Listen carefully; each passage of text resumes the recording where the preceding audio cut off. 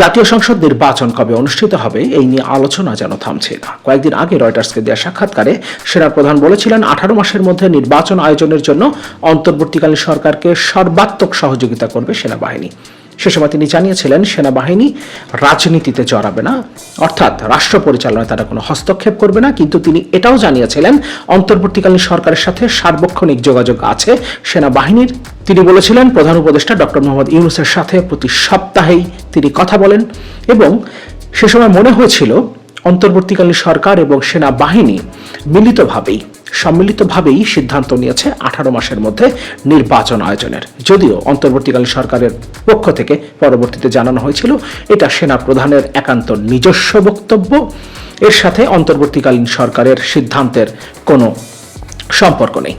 এর কয়েকদিন পরেই জাতিসংঘের অধিবেশনে যোগ দিতে নিউ ইয়র্কে অবস্থানকালে অন্তর্বর্তীকালীন সরকারের প্রধান উপদেষ্টা ডক্টর মোহাম্মদ ইউনূস জাপানের রাষ্ট্রীয় টেলিভিশনে দেওয়া সাক্ষাৎকারে জানিয়েছিলেন সংস্কার শেষ করে যত দ্রুত সম্ভব অন্তর্বর্তীকালীন সরকার নির্বাচন আয়োজন করবে।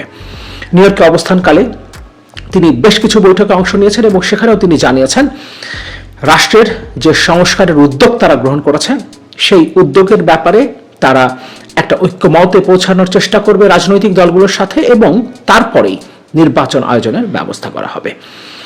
এবং এই সব কিছু থেকে মনে হচ্ছিল সেনাপ্রধানের বক্তব্য এবং নিউ ইয়র্কে অবস্থানকালে ডক্টর মোহাম্মদ ইউনূসের বক্তব্যে মনে হচ্ছিল সম্ভবত 18 মাসের মধ্যে নির্বাচনটা অনুষ্ঠিত হবে এবং অন্তর্বর্তীকালীন সরকার আগামী বছরের জানুয়ারি ফেব্রুয়ারির দিক থেকেই রাজনৈতিক দলগুলোর সাথে আলোচনা শুরু করবে নির্বাচন কিভাবে আয়োজন করা যায় এবং যে সংস্কারের উদ্যোগগুলো নেওয়া হয়েছে, যে কমিশনগুলো গঠন করা হয়েছে তাদের রিপোর্টের ভিত্তিতে কিভাবে সংস্কারের প্রস্তাবে ঐক্যমতে আসা যায় এবং নির্বাচন আয়োজনের ব্যাপারে কিভাবে ঐক্যমতে পৌঁছা যায় সে ব্যাপারে রাজনৈতিক দলগুলোর সাথে তারা আলাপ আলোচনার ভিত্তিতে আগামী বছরের শেষ নাগাদ নির্বাচনের আয়োজন করবে। কিন্তু প্রধান উপদেষ্টার প্রেস সচিব গতকাল জানিয়েছেন নির্বাচন 16 মাস না 18 মাসের মধ্যে অনুষ্ঠিত হবে সেটা নির্ধারণ করবে এদেশের জনগণ। তার বক্তব্যে স্বৈরাচার হাসিনা সরকারের যে বয়ান তার একটা প্রতিফলন দেখা গেছে। স্বৈরাচার হাসিনা সরকার বিভিন্ন সময়, বিশেষ করে সরকারের প্রধানমন্ত্রী শেখ হাসিনা বারবার বলতেন তার সরকারকে জনগণ ভোট দিয়ে নির্বাচিত করেছে, জনগণ তাদেরকে চায়। এবং যখন রাজনৈতিক দলগুলো তাদের অন্যায়, দুর্নীতি, লুটপাট, ভোটাধিকার হরণ, মানবাধিকার হরণ এবং গণতন্ত্রকে ধ্বংস করার ব্যাপারে কথা বলতো তখন তারা একটা কথাই বলতো জনগণ তো কিছু বলে না। কিন্তু রাজনৈতিক দলগুলোই যে জনগণের প্রতিনিধিত্ব করে এই বিষয়টা তারা সম্পূর্ণরূপে চেপে যেত, অ্যাভয়েড করত। এবং প্রধান উপদেষ্টার প্রেস সচিবের বক্তব্যেও অনেকটা তারই প্রতিফলন দেখা গেছে। তিনি বলেছেন রাজনৈতিক দলগুলোর সাথে আলোচনা হবে কিন্তু জনগণ ঠিক করবে কবে নির্বাচন অনুষ্ঠিত হবে।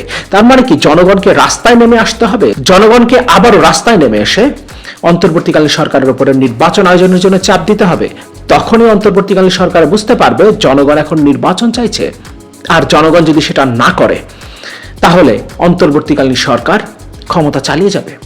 বিষয়টাতে এমন হবার কথা নয়, কিন্তু প্রধান উপদেষ্টার প্রেস সচিবের বক্তব্যে এমনটাই মনে হয়েছে। পাশাপাশি তিনি বলেছেন নির্বাচন আয়োজনের তারিখ নিয়ে কবে নাগাদ নির্বাচন আয়োজন করা হতে পারে এ ব্যাপারে বিশ্ব নেতারা কোনো প্রশ্ন করেননি, তারা জানতে চাননি। যে অনুষ্ঠানে প্রধান উপদেষ্টার প্রেস সচিব এই মন্তব্যগুলো করছেন সেই অনুষ্ঠানটা আমি সরাসরি দেখিনি। সেখানে তাকে প্রশ্ন করা হয়ে থাকতে পারে বিশ্ব নেতারা নির্বাচন আয়োজনের ব্যাপারে কিছু জানতে চেয়েছেন কিনা, কিন্তু সেখানে তিনি বলছেন বিশ্ব নেতারা কিছু জানতে চাননি, কিন্তু তার উত্তর এটা হবার কথা ছিল না। তার উত্তর হবার কথা ছিল বিশ্ব নেতারা নির্বাচন আয়োজনের তারিখ সম্পর্কে জানতে চাইবেন কেন? এটা দেশের অভ্যন্তরীণ বিষয়। আন্তর্জাতিক বিশ্বের কোনো নেতা কিংবা বৈশ্বিক কোনো সংস্থার প্রধান নির্বাচন আয়োজনের তারিখ সম্পর্কে জানতে চাইলেন কিনা এটা আমাদের জন্য গুরুত্বপূর্ণ নয়। এটা আমাদের রাষ্ট্রীয় সিদ্ধান্তের বিষয় এবং এই সিদ্ধান্ত নেবে অন্তর্বর্তীকালীন সরকার এবং অবশ্যই যারা জনগণের প্রতিনিধিত্ব করে তাদের সাথে আলোচনার ভিত্তিতে। এটাই তার উত্তর হবার কথা ছিল, কিন্তু তিনি বলছেন বিশ্ব নেতারা এই ব্যাপারে কিছু জানতে চায়নি। এবং তার এই বক্তব্যে স্বৈরাচার শেখ হাসিনা সরকারের শাসন আমলের বক্তব্যের অনেকটা সাদৃশ্য পাওয়া যায়। 2024 সালের 7 জানুয়ারি নির্বাচনের আগে পশ্চিমা বিশ্ব, বিশেষ করে মার্কিন যুক্তরাষ্ট্র, ইউরোপীয় ইউনিয়নের প্রতিনিধিরা যখন বাংলাদেশে আসতেন কিংবা বাংলাদেশে নিযুক্ত মার্কিন রাষ্ট্রদূত, তখনকার মার্কিন রাষ্ট্রদূত পিটার হাস যখন সরকারের কোনো মন্ত্রী কিংবা সরকার সংশ্লিষ্ট কোনো কর্মকর্তার সাথে সাক্ষাৎ করতেন, তখন একটা প্রশ্ন চলে আসতো, তারা কি গণতন্ত্র মানবাধিকার নিয়ে প্রশ্ন করেছেন, তারা কি অবাধ সুষ্ঠু নিরপেক্ষ এবং অংশগ্রহণমূলক নির্বাচন নিয়ে প্রশ্ন করেছেন। কখনো কখনো এই প্রশ্ন না আসলেও সরকারের পক্ষ থেকে, শেখ হাসিনা সরকারের পক্ষ থেকে যারা ব্রিফ করতেন সাংবাদিকদের, তারা জানাতেন তারা এই ধরনের কোনো কিছু জিজ্ঞেস করেননি। তারা নির্বাচন আয়োজনের ব্যাপারে জিজ্ঞেস করেননি, তারা মানবাধিকারের ব্যাপারে কোনো প্রশ্ন তোলেননি, তারা অবাধ সুষ্ঠু নিরপেক্ষ অংশগ্রহণমূলক নির্বাচন আয়োজনের জন্য কোনো চাপ দেননি। এই কথাগুলো আমাদেরকে স্বৈরাচার হাসিনা সরকারের যে প্রতিনিধি সাংবাদিকদের ব্রিফ করুন না কেন, তিনি বারবার স্মরণ করিয়ে দিতেন, বারবার এটা জানাতেন।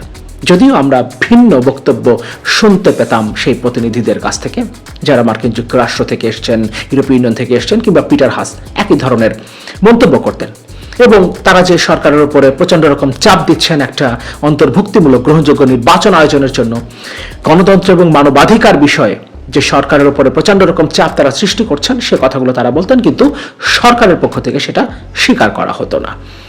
এবং আমরা দেখলাম প্রধান উপদেষ্টার প্রেস সচিব একই ধরনের মন্তব্য করছেন।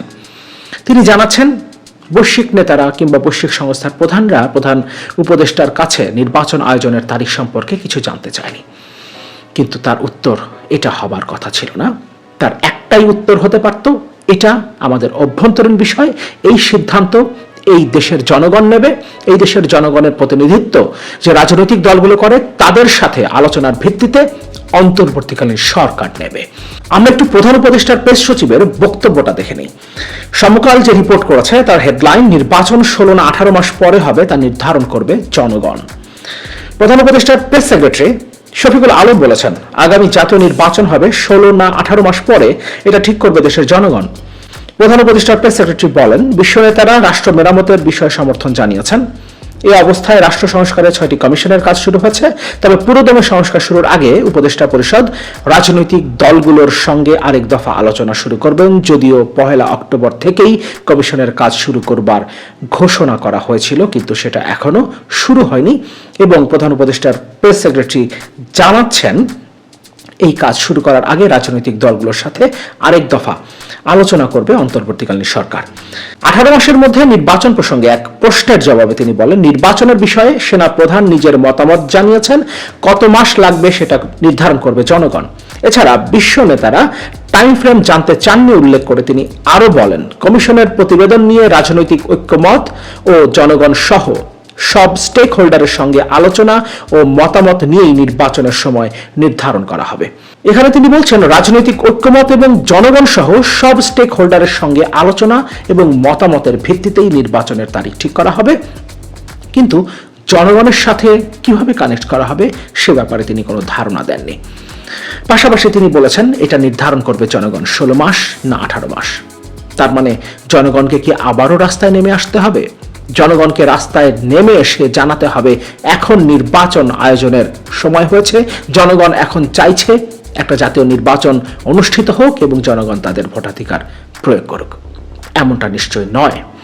সুতরাং রাজনৈতিক দলগুলোর সাথে ঐক্যমতের ভিত্তিতেই অন্তর্বর্তীকালীন সরকারকে বর্তমানে যে সংস্কার কর্মসূচিগুলো তারা হাতে নিয়েছে, যে সংস্কার কমিশনগুলো কাজ করার কথা ছিল, গতকাল থেকেই শুরু করার কথা ছিল, সেই কমিশনের কাজ থেকে শুরু করে আগামী দিনে নির্বাচনের আগ পর্যন্ত অন্তর্বর্তীকালীন সরকারের যে পথ চলা, সেই পথ চলাটা জনগণকে সাথে নিয়েই হতে হবে এবং জনগণের প্রতিনিধিত্ব যে রাজনৈতিক দলগুলো করে তাদের সাথে আলাপ আলোচনার ভিত্তিতেই তাদেরকে অগ্রসর হতে হবে।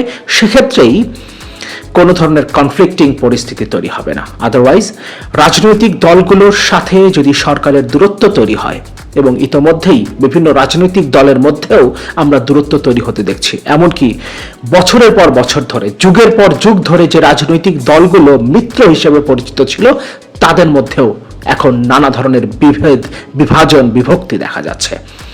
এবং এই পরিস্থিতিতে যদি অন্তর্বর্তীকালীন সরকারের সাথেও রাজনৈতিক দলগুলোর দূরত্ব তৈরি হয়, যদি আস্থার সংকট দেখা দেয়, তবে আগামী দিনের পথ চলা অন্তর্বর্তীকালীন সরকারের জন্য অত্যন্ত কঠিন হবে। এবং যে প্রত্যাশা নিয়ে এদেশের ছাত্র জনতা অভ্যুত্থানের মধ্য দিয়ে স্বৈরাচার হাসিনা সরকারকে বিদায় করেছে, সেই অভ্যুত্থানের প্রত্যাশা পূরণে অন্তর্বর্তীকালীন সরকার ব্যর্থ হবে। এবং এই ব্যর্থতা কতদিন এদেশের জনগণকে বয়ে বেড়াতে হবে সেটা আমরা জানি না, কারণ ডক্টর ইউনূসও বারবার একটা কথা বলেছেন, প্রায় প্রত্যেকটা রাজনৈতিক দল একটা কথা বলেছে, সুশীল সমাজের প্রতিনিধিরা একটা কথাই বলেছেন, এই সরকারকে কোনোভাবেই ব্যর্থ হওয়া যাবে না।